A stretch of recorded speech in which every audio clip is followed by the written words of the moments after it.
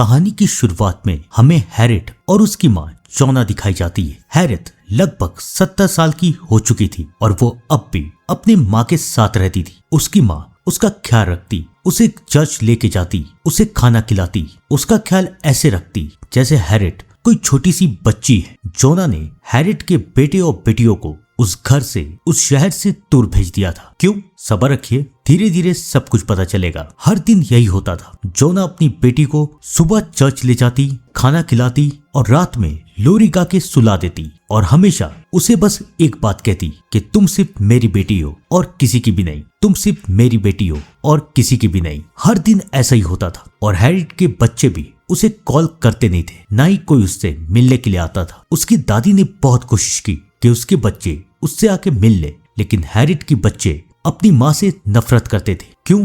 ये राज भी आगे खुलेगा। धीरे धीरे वक्त बीतता गया, लेकिन एक दिन रात को अचानक हैरिट चिल्लाने लगी, वो चीखने लगी। जोना घबरा गई। जोना उसके पास आई। उसने हैरिट को समझाया कि सब कुछ ठीक हो जाएगा, मैं कल सुबह ही तुम्हारे बच्चों को यहाँ पर बुलाती हूँ। कुछ देर के बाद हैरिट सो गई, लेकिन अगली सुबह जब उसकी आंख खुली तो उसने ये देखा कि जोना अब इस दुनिया से जा चुकी है, वो बेचारी मर चुकी है। हैरिट चिल्लाने लगी। अब आगे क्या होगा, आइए जानते हैं। थोड़ी देर में ये खबर हैरिट के सारे बच्चों को मिल गई। उसका बड़ा बेटा विलियम, जो कि एक कॉलेज में प्रोफेसर था, लेकिन उसकी बीवी लिजी, उसकी हालत बिल्कुल ठीक नहीं थी, तो इसलिए विलियम पैसों को लेके बहुत ही ज्यादा जिम्मेदार था। वो 1 रुपया भी इधर उधर खर्च नहीं करना चाहता था। और उसका छोटा भाई था मार्टिन, जो कि कोई काम नहीं करता था, आवारे लड़कों के साथ घूमता था और यहाँ तक कि वो नशे भी करता था। विलियम अपने छोटे भाई को काफी समझाता था, लेकिन मार्टिन हर बार उसकी बातों को टाल देता था। अब विलियम की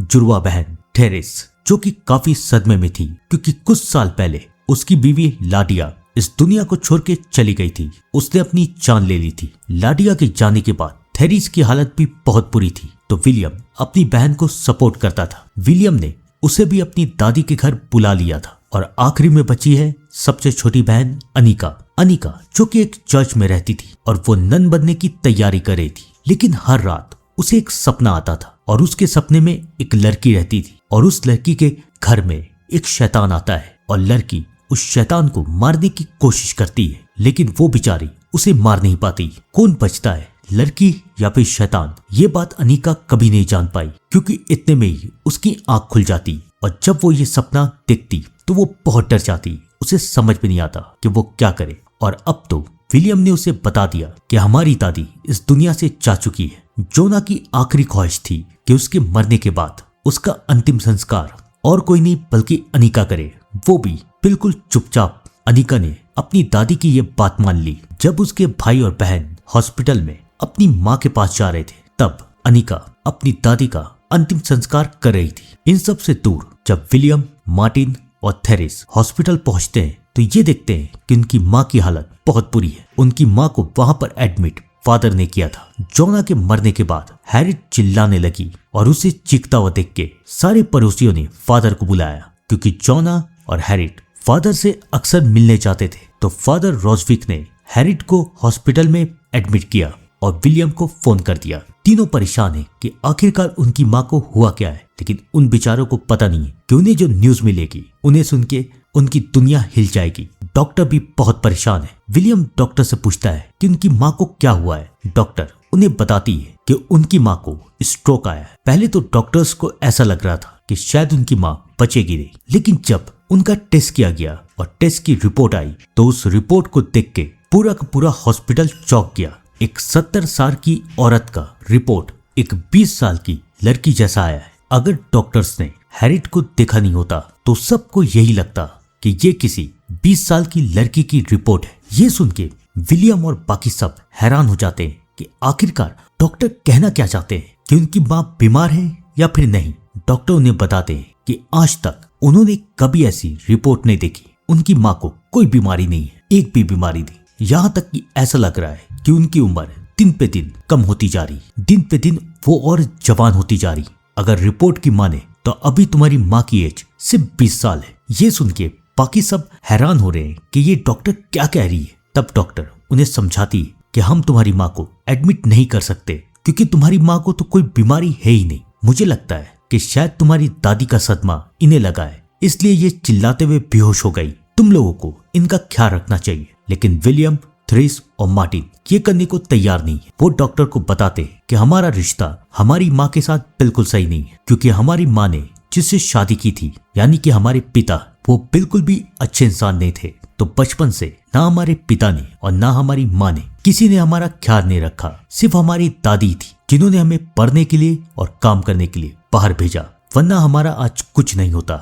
एक दिन हमें खबर मिली कि हमारे पापा ने खुद को मार दिया, लेकिन हमें कोई फर्क नहीं पड़ा, क्योंकि हमें अपने पापा या माँ दोनों में से किसी से कोई लगाव नहीं, क्योंकि दोनों ने हमारा कभी ध्यान रखा ही नहीं। विलियम की बातें सुन के डॉक्टर उसे समझाती है कि कुछ दिन तो अपनी माँ के पास रहो, उनका ख्याल रखो, जब वो ठीक हो जाएंगे तो यहाँ से चले जाना। मजबूरी में वो तीनों मान जाते हैं। वो तीनों हैरिट को लेके घर जाते हैं। तीनों आपस में डिस्कस कर रहे हैं कि आगे क्या करेंगे, कौन रुकेगा, कौन जाएगा और दादी का अंतिम संस्कार कौन करेगा। तभी वहां पर अनिका आती है और अनिका सबको बताती है कि उसने ये काम कर दिया है, लेकिन दादी के लिए कल हम सब चर्च जाएंगे और प्रेयर करेंगे। सब के सब मान जाते हैं। अब आज रात वो लोग यहीं पर रुकेंगे और कल प्रेयर करके यहाँ से चले जाएंगे। अगर ज्यादा कुछ हुआ तो हैरिट के लिए एक नर्स का इंतजाम करके जाएंगे, लेकिन उससे ज्यादा कुछ भी नहीं। सब कोई इस घर को देख रहे हैं जिस घर में वो कभी खुश नहीं थे। वो सब तो सो जाते हैं, लेकिन बेचारे ये नहीं देख पाते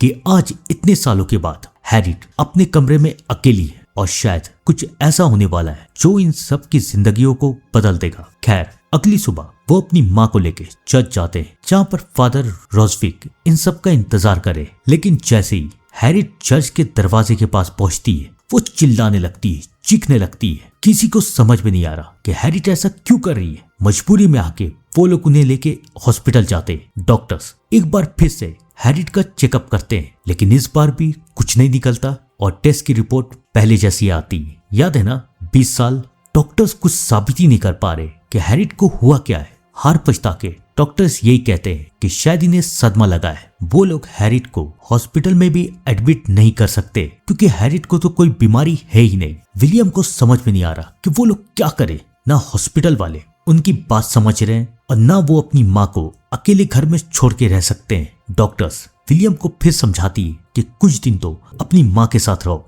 उसके बाद यहाँ से चले जाना। चारों के बीच में काफी बहस होती है, लेकिन फाइनली वो लोग मान जाते हैं। थोड़ी देर के बाद वो सब हैरिट को लेके घर जाते हैं।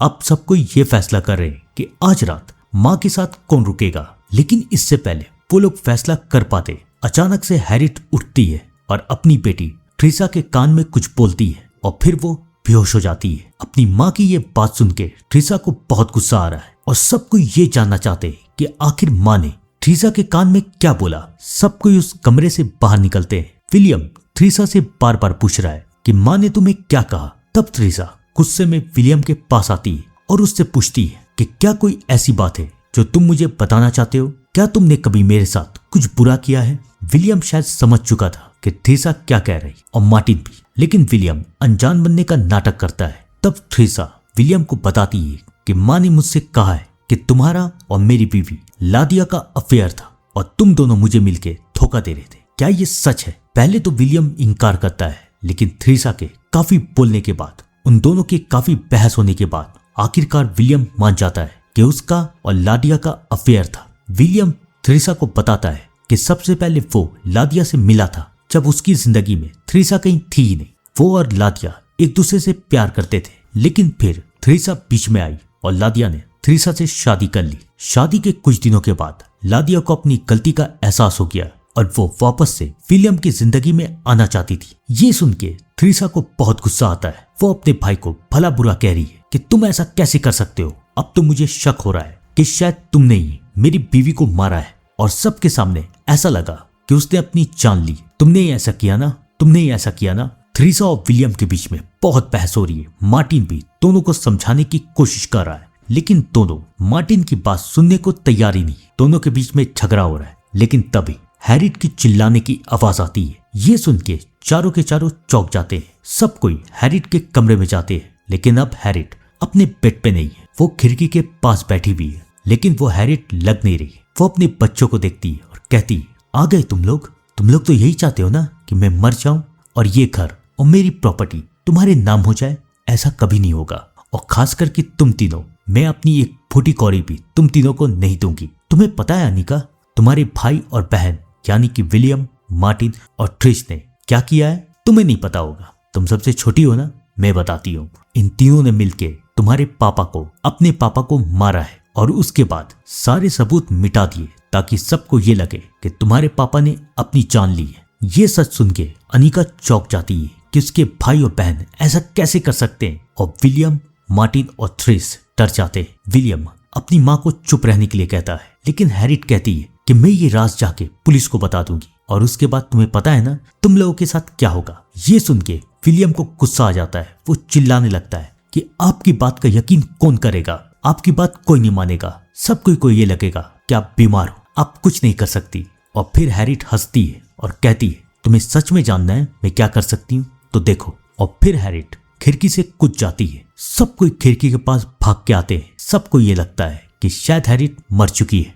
लेकिन ये क्या, नीचे तो हैरिट है ही नहीं। सब कोई नीचे की तरफ जाते हैं तो हैरिट कहीं भी नहीं है। आखिर वो खिड़की से कूद के बची कैसे, और बच भी गई तो गई कहाँ। सब कोई हैरिट को ढूंढने की कोशिश करते हैं और थोड़ी देर के बाद अनिका को हैरिट मिलती है चर्च के बाहर। लेकिन अब हैरिट की हालत बिल्कुल सही नहीं, वो इंसान तो बिल्कुल नहीं लग रही। सबको लगता है कि शायद उसे चोट लग चुकी है। विलियम, मार्टिन और थ्रिस घर के सारे दरवाजे, सारी खिड़की बंद कर देते हैं और हैरिट को बेसमेंट में बंद कर देते हैं ताकि वो अपने साथ कुछ कर ना ले।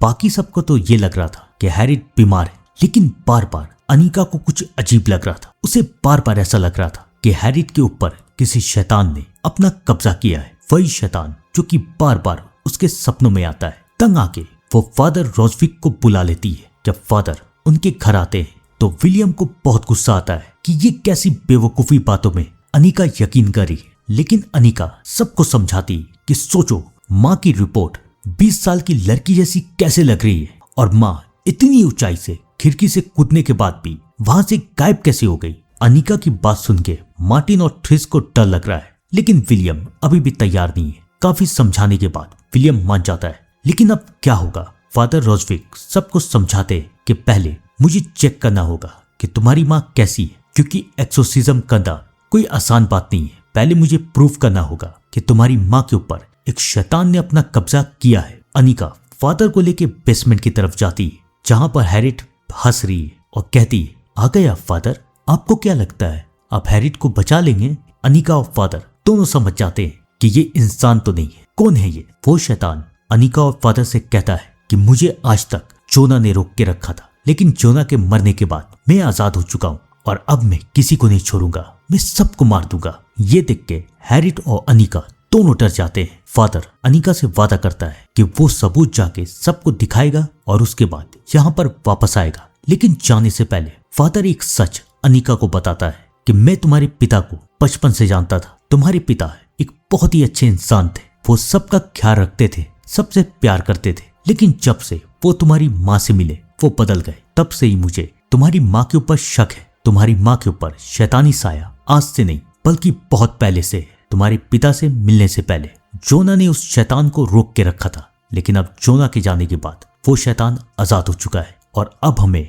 ये कोशिश करनी होगी कि वो शैतान तुम लोगों को नुकसान न पहुंचा दे। ये कह के फादर वहां से चले जाते हैं, लेकिन अब अनिका को बहुत डर लग रहा है। वो अंदर जाके सबको ये बात बताती है। थ्रिस और मार्टिन तो अनिका की बात मान जाते हैं, लेकिन विलियम को इन सारी बातों पे यकीन नहीं है। खैर अब वो कर ही क्या सकते हैं। वो लोग इंतजार कर रहे हैं फादर के आने का। वो लोग बैठे हुए बात करें, हंसी मजाक करें, अपने बचपन की बातें याद करें। लेकिन वहां बेसमेंट में वो शैतान जादू करना शुरू करता है और धीरे धीरे थ्रिस को गुस्सा आने लगता है। वो फिर से विलियम पे इल्जाम लगाने लगती है कि तुमने मेरी बीवी को मारा है, तुमने मेरी बीवी को मारा है। मार्टिन ट्रिश को रोकने की कोशिश करता है तो ट्रिश उसे जान से मारने की कोशिश करती है और फिर शैतान का जादू चलता है विलियम के ऊपर। अब विलियम को गुस्सा आने लगता है। वो ट्रिश को मारने की कोशिश करता है, लेकिन अनिका के समझाने के बाद वो सब के सब रुक जाते हैं। और तब विलियम ट्रिश को असलियत बताता है कि जब से तुम्हारी शादी हो गई तब से मैंने लादिया से